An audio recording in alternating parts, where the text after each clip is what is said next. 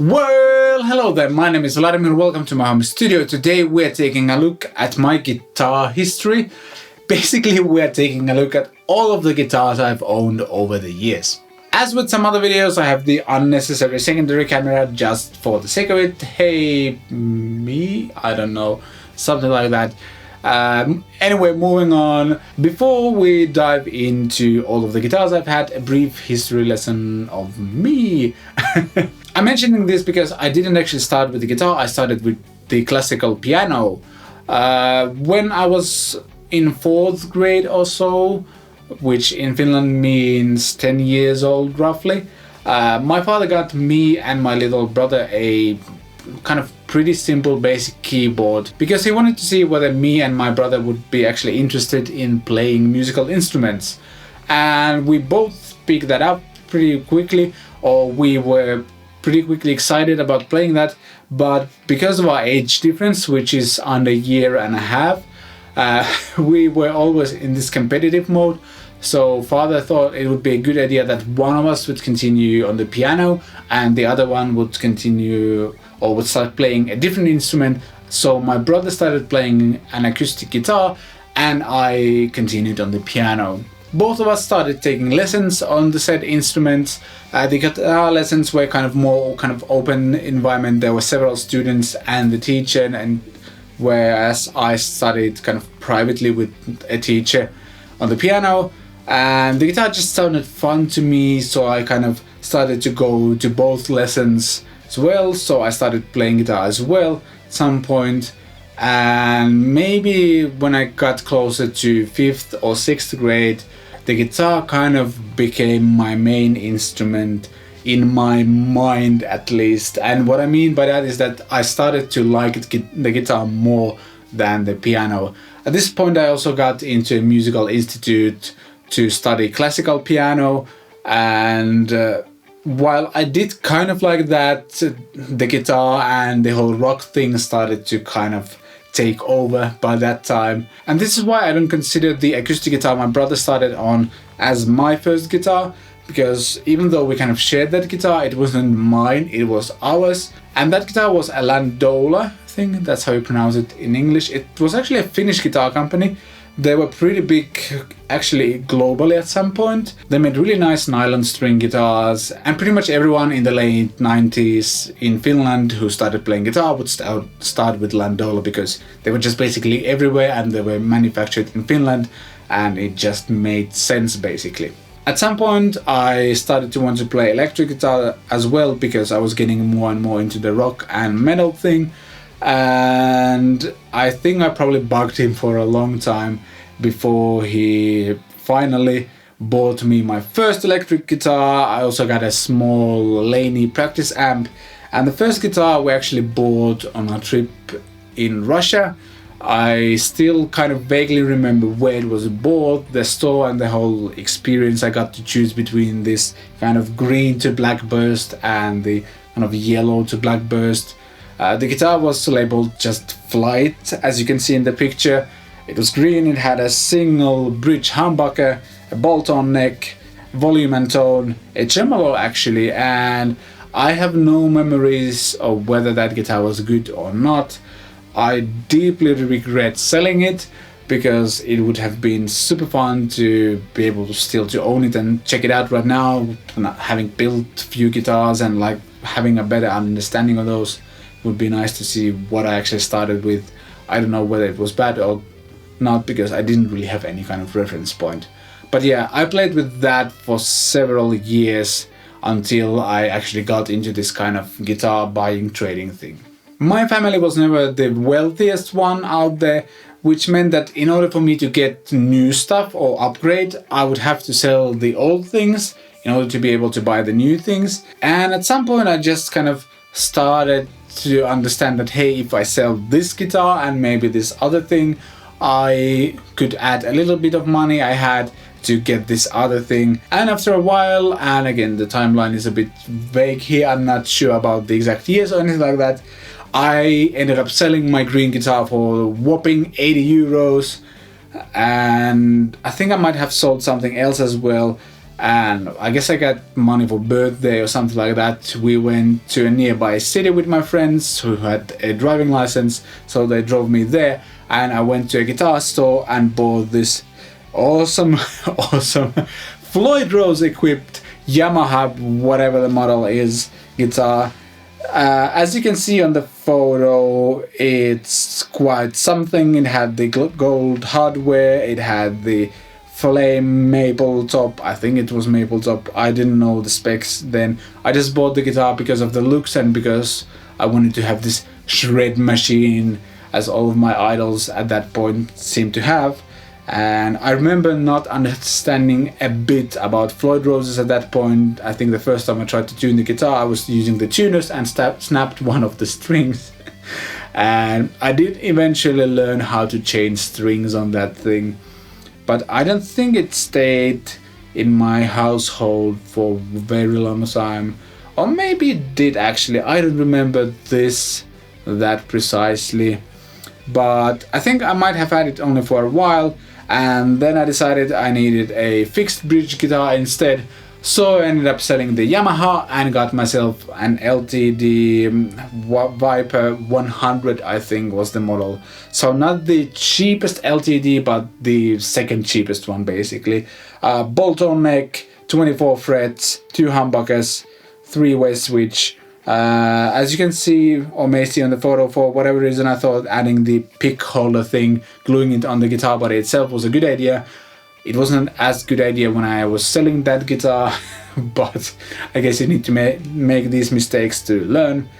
That guitar stayed with me for a while as well. One thing I remember I didn't like about it was the fact that the strap lock on this side, which is kind of against your body, the same as with the SGs, the kind of strap pin is pretty much where the neck joint is. So if you're playing like this, it usually kind of pokes your belly. So that was something that I didn't like that much. But this was the time when I actually ended up owning 2 guitars. I think I got money from something else as well. And I ended up getting an Ibanez RG, I think it's 550, let me check the model over here. It just says the RG series. I think, no, not a 550, I think it's 350 series. For whatever reason, I again got like a Floyd Rose type guitar, and I don't know, there was something about Ibanez guitars and these kind of pointy, heavy metal machines that just called for me basically. And these 2 were my guitar setup for a couple of years at least, I think. Then I think I probably decided that the guitars were the reason I wasn't good at guitar, or I didn't sound as good as I wanted to sound. So I ended up selling both of them and got myself an Ibanez S50 in, I think Oxblood is the color. It had this cool matte finish and 2 humbuckers and kind of this super ergonomic kind of shaping and everything. For example, the Nita Strauss signature is basically based on this guitar as well. They're super comfortable. Apparently they have even a better tremolo system nowadays. The zero resistance ZR tremolo it had was super smooth. At this point I had learned how to set them up pretty nicely, so that was cool. And again, this was my main guitar for a while. I actually have some memories that when I was doing my military service, I took this guitar with me every now and then, because during the breaks we had, I could just noodle a little bit, and that was fun. Yeah, I kind of have fond memories of Ibanez guitars in just general, because that was just something that kind of drew me in many times. After doing my military service, I moved to Tampere, which is like the 2nd or 3rd largest city for my studies, and had a bit more money available and ended up buying an ESP, now ESP, then LTD EC1000, which at the time was the deluxe model of the LTD series.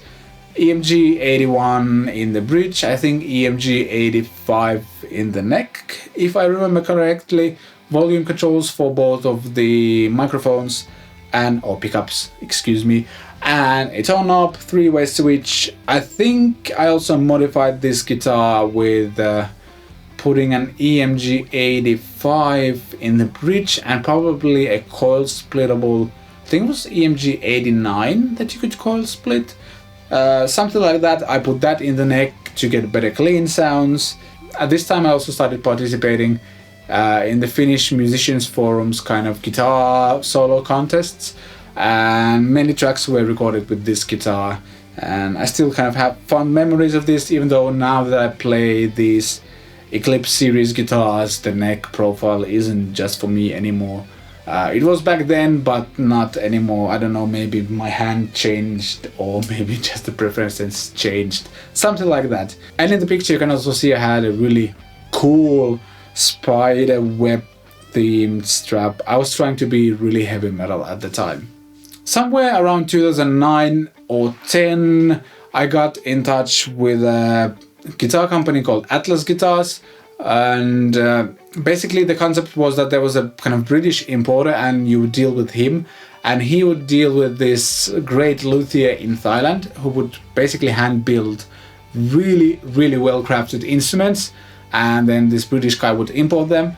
And after a lot of recommendations on the Finnish musicians forum, I ended up selling all of my other electrics and getting one of these. As you can see, it was a really blatant PRS copy, and if there's any guitar I really regret selling, it was this one, because everything about that thing was just pretty damn amazingly made. The frets, the pickups, which by the way were custom made as well, and just the finish and everything, it felt like a super high-end guitar in every single way. And for whatever stupid reason, at some point I ended up selling it as well. I don't know why, and I really regret it, because it was really versatile. It had the coil split for both of the pickups. You could get like nice singing humbucker sounds, you could get some Tele-ish sounds and all of that kind of stuff. For what I do now, that would be pretty much a perfect guitar, to be honest. Yeah, I just really regret selling that. I don't know why I did that, but I guess that's part of the journey. I don't know. Yeah, so that was my main guitar for a while. Then I don't actually remember like 100% correctly what happened, because I did own a Strat like this for a little while. It was a brand called Vintage. I think they're still selling guitars. Basically it's a Strat copy. This was kind of slightly aged, and I guess I wanted to try out how a Strat feels. So I had the Vintage guitar for maybe a few weeks, and then I think I either sold it used or I just returned it to the store, and ended up getting a Chapman ML1. This was at the time where the Chapman guitars didn't really exist yet, or this was the first model. It wasn't a big brand, it was basically Rob kind of co-designing the guitar with his audience. My ML1 was incredibly heavy, good sounding guitar, but incredibly heavy, and I didn't really like that in the long run, so I ended up selling that as well. After selling my Chapman, I think I had worked with the Atlas company for a little while, and I think they actually offered to kind of build a custom spec guitar for me, not for free, but for a nice discount as a thank you of the stuff I've done for them. And at this time I had a kind of Les Paul bug, or was bitten by a Les Paul bug, something like that. This joke kind of collapses on itself. Anyway, moving on. So I ended up speccing a guitar that I wanted to have, basically a kind of PRS single cut slash Les Paul type guitar with a, I think it had a Godot bridge and Planet Waves locking tuners that would actually kind of cut out the rest of the string, which was really nice and convenient. Nice hard case. Custom pickups, I think they were kind of medium output, but because I was also into heavy metal and Dream Theater at that point, I just had to get a Sterling JP, whatever the model is. Basically the first Sterling guitars, the cheap Music Man guitars, and the first John Petrucci model they sold. It didn't have any kind of coil split thing going on, but that guitar sounded like John Petrucci. It's still the most comfortable guitar I've ever owned, and I'm kind of scared to even try Music Man guitars nowadays because all of them are just super comfortable. There's something about the neck profile that suits perfectly suits me perfectly, that is. Yeah, I had that thing for a while as well, and that guitar coexisted with my Les Paul type Atlas as well. Because my guitar buying selling journey wasn't over yet, I ended up selling the Petrucci guitar rather quickly, I think.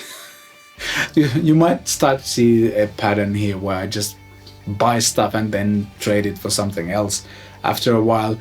I ended up getting my first Telecaster, which was a Squier vintage modified Custom Telecaster, basically the one that had the binding. I don't think you can see it in the picture, but there it is basically, and that was a really nice guitar. My first Tele ever, and this was a significant step for me because until this point I always found the Teles just ugly and stupid, and I didn't understand why anyone would play them until a friend of mine let me try a few of his nice Fender Telecasters, and suddenly I realized that those things are super cool.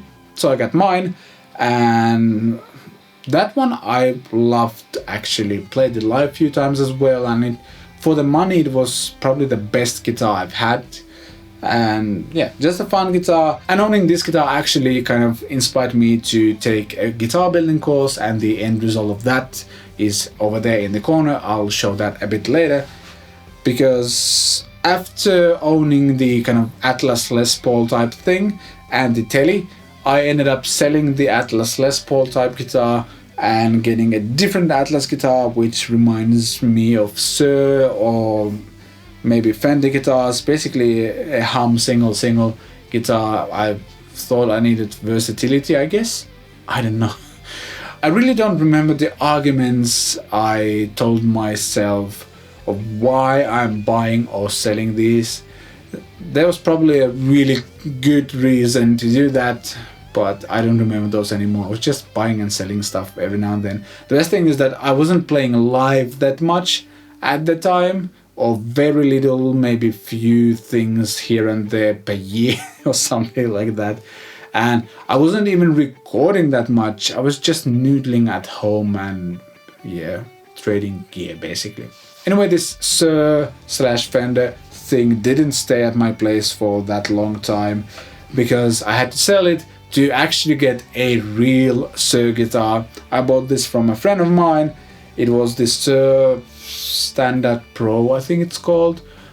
This one was a kind of special edition because it had a reverse headstock and a really chunky neck. And by a really chunky neck, I mean like Les Paul 58th reissue type of neck, like super chunky. And my hand started to hurt when I was playing it for extended periods of time. Somehow it was just applying pressure to kind of this part of the hand. Talk to the hand. Really good jokes. Basically it was applying pressure, and this part of hand would start to hurt, and anytime your hands hurt while playing, it's never a good thing, and you should stop immediately and see what you can do differently. I unfortunately had to sell this guitar because it just caused me problems playing. Sound wise, holy cow, it was a good sounding guitar. Build quality wise as well, just if you ever owned a Sir guitar, you know the craftsmanship is there. This particular one, there was something about it where it was super inspiring. Some other Sir kind of super strat type guitars I've tried haven't been as exciting as this one, but yeah, too bad it didn't work out. I would probably have kept this guitar otherwise. Having sold this Sir, I ended up getting a Gibson Midtown Custom, which is basically kind of a Les Paul but semi-hollow. And again, there in the corner, my second custom built guitar. There are some similarities, or maybe not some, but many similarities. I really like this guitar as well, except the neck profile in the long run was way too thin, and I just didn't enjoy the pretty narrow and small frets as well. I just didn't get along with those. But this was my first Gibson. These guitars aren't actually that expensive. At the time, I think they were like 1,000 euros or something like that. And it was nice to have the Gibson case smell and everything like that. I remember my office room actually smelled like vanilla or something all the time. It wasn't too manly, but that's how it was at the time. Really nice guitar. I had this kind of natural lacquered finish, and it was just a nice looking thing. But yeah, as I already mentioned, I sold it and actually ended up getting a Les Paul Standard 2012 model. So these were the ones that came after the 2008 model. I think with the 2012 model or series, I don't know how to call it, they had the taco shaped kind of weight relief, which was really nice. I think they did like some calculations of how it should resonate and stuff. It wasn't too heavy, it wasn't too light, it was really nice. It had the compound radius, which was brilliant. I just really loved that asymmetrical neck as well. It just felt, it looked like a super classic Les Paul. I don't know what super classic is. It looked like a really traditional Les Paul, but it felt like a modern Les Paul, and I really loved that. It did have the coil tap thing, and by pulling out one of the tone knobs you would actually bypass everything else and just go from the bridge pickup straight to the output. That was fun as well, but you didn't need to use those if you didn't want to. And I would definitely have kept this guitar unless there wouldn't have been some issues with student loan stuff or student allowance stuff, and I think a laptop broke down and something like that. Basically I needed something to work with, or I needed a new computer to work and be able to earn a living. So money was tight at that point. My wife was a student, and I think I hadn't even graduated at that point. I was just doing some random freelance stuff. So I had to give up the guitar. I actually sold it for profit because when I bought this, I think some store had a big sale going on, and I think I got it for 1,500 euros and sold it for 1,700 euros, which was really nice. So that was just before Gibson raised prices like crazy. So good for me, good for the guy who bought it, because I think the guitar is still worth more than he paid it for. So after selling the Les Paul, I found eBay and ended up finding this really cool looking 1993, I think, Charvel SoCal. I'm not sure what the model is, but you can see in the picture what kind of guitar it was. HSS, I think Charvel's own pickups, this kind of two-way tremolo. I'm not sure what the model was or don't remember anymore. That was my first experience buying off eBay, and it didn't go super well because the guitar was in worse condition than the buyer had kind of described, and actually one of the pickups was completely broken. The winding around the coil was broken and there was really no way to fix that. So I had to get 2 new neck pickups for the guitar. I did get a small refund from that person, but I didn't think it went that well. I didn't give him that high review, to be honest, because the guitar was also much kind of dirtier and the frets were in much worse condition than he kind of initially described. But I still fell in love with the guitar and had it kind of fixed and polished and all of that, and it became really nice at some point. Played this live a few times as well, and honestly I really regret selling this one as well. I just had some sort of brain damage going on. I don't know again what happened. I probably had a good reason to sell it. So my Charvel was gone, and I think I traded it for this kind of Tokai Strat and some money. I knew that I wouldn't keep the Strat, but I wanted to try it out, and I knew that it was also easier to sell than the Charvel because it just didn't seem to gather the interest I thought it would. I also think at this time my Tele was kind of close to being finished. The white one, my custom made, the one that I built myself, however you want to describe that, basically. But this was a nice guitar to have. I think I managed to sell it pretty quickly, and while I was waiting for my Tele to be done, I got this Ibanez something. Please excuse me, I don't remember all the model names and I'm too lazy to look them up. A really nice looking semi-hollow guitar. I got this guitar for 2 reasons. First, my Tele wasn't ready yet. There was like 2-3 weeks before it would be done. And I also wanted to try a semi-hollow guitar again because I was planning my next build, which ended up being my VHC Custom, the black semi-hollow guitar. So I wanted to have a guitar like that to try out and see how it felt, how it sounded. And this Ibanez sounded really good. It looked good as well, but it just kind of stopped by because I knew I would be selling that and using that money to buy parts to build the next one. When I moved out from home in fall 2008, I didn't own an acoustic guitar for several years after that. I just didn't play acoustic guitar, I didn't have any use for it. And I think around 2012 maybe, I ended up buying this cheap Chinese chord acoustic guitar from my friend. It was a nice sounding guitar, it played well. I ended up putting a magnetic pickup in it as well, because at that point I started to play in a band, or this kind of folk pop band that required a lot of acoustic stuff. So I got this guitar, it was nice. But after a year or two, I decided I need to get my own acoustic guitar, if that makes sense. Basically a better acoustic guitar, so I ended up getting this. This is my Tele 110E limited edition Sunburst, and I got this basically as a graduation present for myself in 2014, or late 2014, I think this late December. And this has been my main acoustic guitar ever since. It has a pretty good pickup system, it sounds pretty good.